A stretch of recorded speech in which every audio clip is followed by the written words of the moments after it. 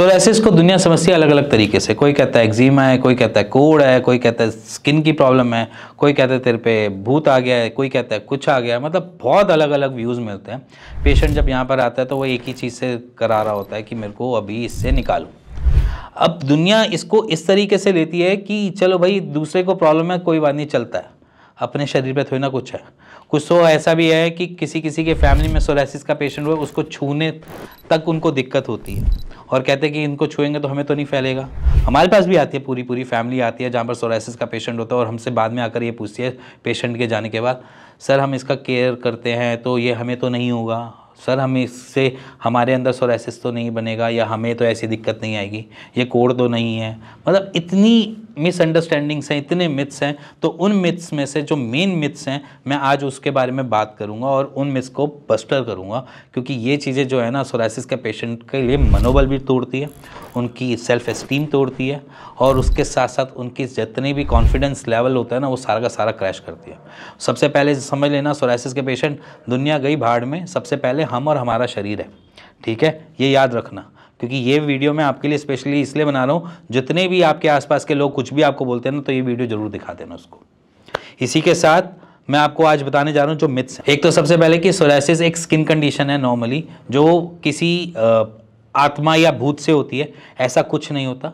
Psoriasis एक autoimmune disorder है, कोई भी स्किन डिसऑर्डर की तरह ही होता है, बट इसमें क्या होता है कि हमारी इम्यूनिटी इतनी हाइपर एक्टिवली काम कर रही होती है जिसकी वजह से हमारी स्किन क्या टॉप लेवल होता है वहाँ के सेल को वो डेड करना चालू करती है। जब वो डेड करना चालू करती है जिसकी वजह से फ्लेकिंग बनती है और फ्लेकिंग बनने की वजह से वो जो पैच है वो बड़ा होता जाता है और वहाँ पर पैच बड़े होते जाते हैं। ये एक सिंपल शॉर्ट आंसर है, जिसको नहीं समझ आता उसको ये वीडियो जरूर दिखा देना। सिर्फ सेकंड मिथ में ये कहते हैं कि ये सिर्फ बड़ों को हो सकता है, बच्चों को नहीं हो सकता। ऐसा कुछ नहीं है, बड़ों को भी हो सकता है, बच्चों को भी हो सकता है, जेनेटिक डिसऑर्डर में भी हो सकता है। मतलब कि अगर मेरे दादा परदादा को हुआ है तो ये बीमारी मेरे को भी आ सकती है, जेनेटिक डिसऑर्डर में माना जाता है। बच्चा भी इसमें आ सकता है, पैदा होने के साथ साथ भी बच्चे आते हैं जो सोरासिस के पेशेंट बन जाते हैं, या फिर पैदा होने के 5 साल या 6 साल के बाद भी सोरासिस बन सकता है। तो इसीलिए ये सिर्फ बड़ों का और बच्चों का कोई लेना देना नहीं है, ऑटोइम्यून डिसऑर्डर है, किसी को भी हो सकता है, मेरे को भी हो सकता है, आपको भी हो सकता है। नंबर 3 सबसे बड़ा मिथ कि डाइट कुछ भी खा लो कोई दिक्कत नहीं है, क्योंकि आप बेसिकली ऑटोइम्यून डिसऑर्डर से ग्रसित हो। तो जब आप इम्यून सप्रेसेंट ले रहे होते हो तो आपके लिए डाइट कोई मायने नहीं रखती, क्योंकि आप एक तरीके से अपनी इम्यूनिटी को पहले ही सप्रेस करके चल रहे हो, जिसकी वजह से आप दिक्कत नहीं ले रहे हो। बट मैं यहाँ पर आपको आज भी कहता हूँ कि अपनी किडनी और अपने लीवर को बचाना है तो डाइट कॉन्शियस होना पड़ेगा सोरासिस के पेशेंट को, क्योंकि सोरासिस बेसिकली आपका जो है वो बेसिकली आपके इम्यूनिटी की वजह से है। अगर इम्यूनिटी को बैलेंस करके रखना तो हमारी डाइट प्लस होनी चाहिए, अच्छी होनी चाहिए, और उसमें कोई भी डेयरी प्रोडक्ट्स, मीट, ऐसी चीज़ें नहीं होनी चाहिए जिसकी वजह से हमारी इम्यूनिटी ओवर एक्टिवली काम करे। तो यहाँ पर हमें उसको बैलेंस करके रखना पड़ता है। सो इसीलिए मैं आपको एक डाइट प्लान दे रहा हूँ आपकी स्क्रीन पे, आप उसका स्क्रीनशॉट ले लेना और अपने पास रख लेना, क्योंकि स्क्रीनशॉट लेने से आपको एक चीज़ बेनिफिट मिल जाएगा कि आपने क्या खा सकते हो, क्या नहीं खा सकते हो। तो इसलिए पूरी डाइट ना समझाते हुए छोटा सा पॉइंट स्क्रीनशॉट ले लेना। नंबर 4 जो है वो रिलेट करता है थर्ड से, कि जहाँ पर इम्यून सप्रेसेंट या मिथोट्रेक्सेट जैसे कोई भी चीज़ ऐसे ले रहे हो आप, उसकी वजह से आपकी इम्यूनिटी सप्रेस रहती है, वही एक आपके पास सॉल्यूशन है। ऐसा बिल्कुल नहीं है।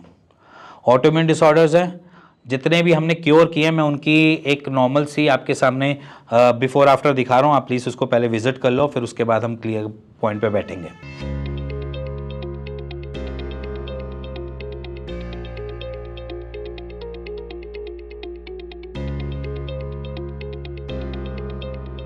सो अब क्लियर पॉइंट ये है कि अब आपने फोटोज देखी होंगी, जाना होगा कि बिफोर आफ्टर सिर्फ और सिर्फ ऑल्टरनेट मेडिसिन के थ्रू भी हम ठीक कर सकते हैं।